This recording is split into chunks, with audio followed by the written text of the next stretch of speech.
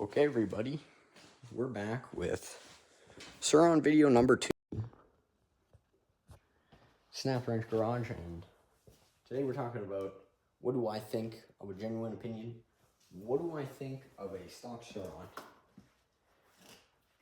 Short answer, again, I would say probably, I'd rate it an 8 out of 10. And this is coming from a person who's ridden dirt bikes all his life.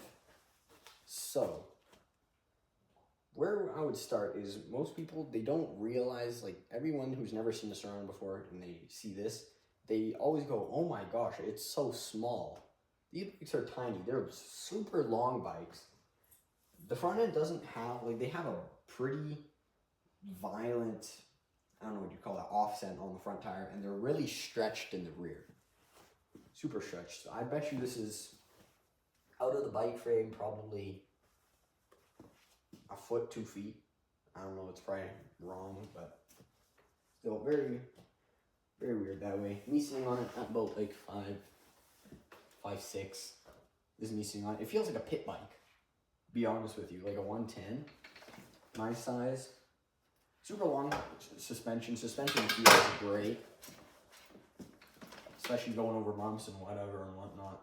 Super good. But that also comes at a cost because they're super skinny and light. So if you've ever ridden a dirt bike or a mountain bike, full suspension, nice mountain bike, that's the best way to explain what they really ride like. Because these are light. The only thing mountain bikes don't have is a ton of power. Mountain bikes have a lot of suspension for what they are. And they're skinny, light, super nimble. It's exactly what this is.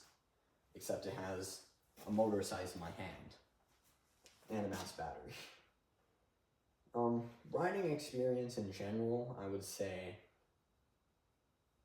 decent. If you're doing road riding, probably they're not the best. Just in the fact that you have these little skinny tires, and even if you have supermotors on them, you can slip out pretty bad. And they're decent off-road. What I find, if you put them in eco mode, they don't have enough power. But if you put them in sport mode, all they want to do is do a wheelie the entire time. So if you're doing anything trail-wise or anything where you're hopping anything, it's not possible. It's pretty hard unless you're going super fast. Build quality. These, I don't care what anyone says, I'm not an electric fan. I hate Teslas, I hate all that stuff. But these are really well built. Like, in the wise of everything, there is not a single thing here that I would say is worse quality than a normal dirt bike, especially nowadays. Everything is real plastic. All the fenders, they're pretty bendy. I don't know if you can see that. Everything's good. That's like the only thing I've ever noticed. Price-wise, is it worth the price?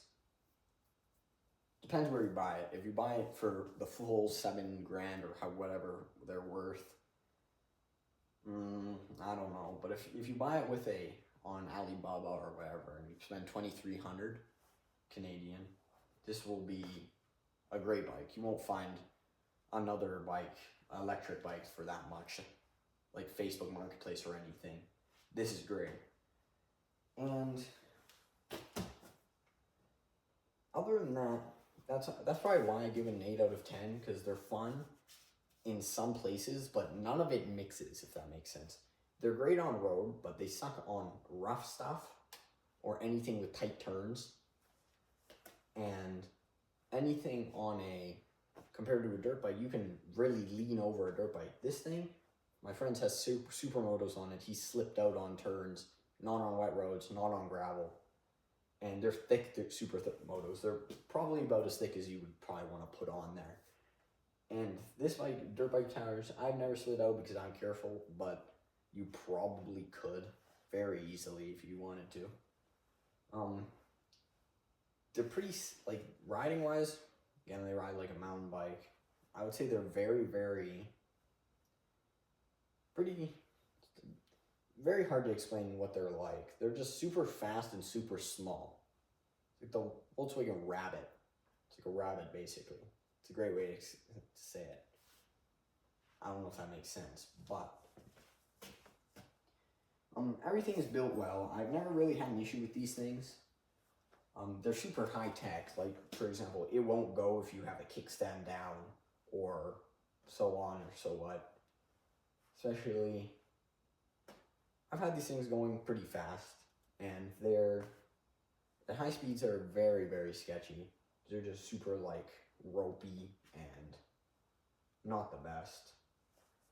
But if you're riding, city riding, again, probably wouldn't do it. If you're doing some trail stuff, again, probably wouldn't do it. But if you have smooth roads, not huge turns, 100%, this is a great bike. But, again, that's why I give it 8 out of 10. I think that this is a pretty decent, just good bike. It's everything you want from a real bike. It's fast, it's well made. Only thing you really don't want is how ropey it is, and that's about it. It's ropey, and it doesn't like doing, what's it called? It doesn't like tight turns. And other than that, that's about all I have to say. I'll be back with another video soon. Anyways, get a closer look at this thing. It is stock, but these things are so fast I would never need to mod one of these. We also have a purple one. I keep mine in pristine shape though. I keep this thing clean. I don't know how many miles are on it. I can show you guys. We have 633. So they're very new, but I have had quite a while of seat time to do a review on these things.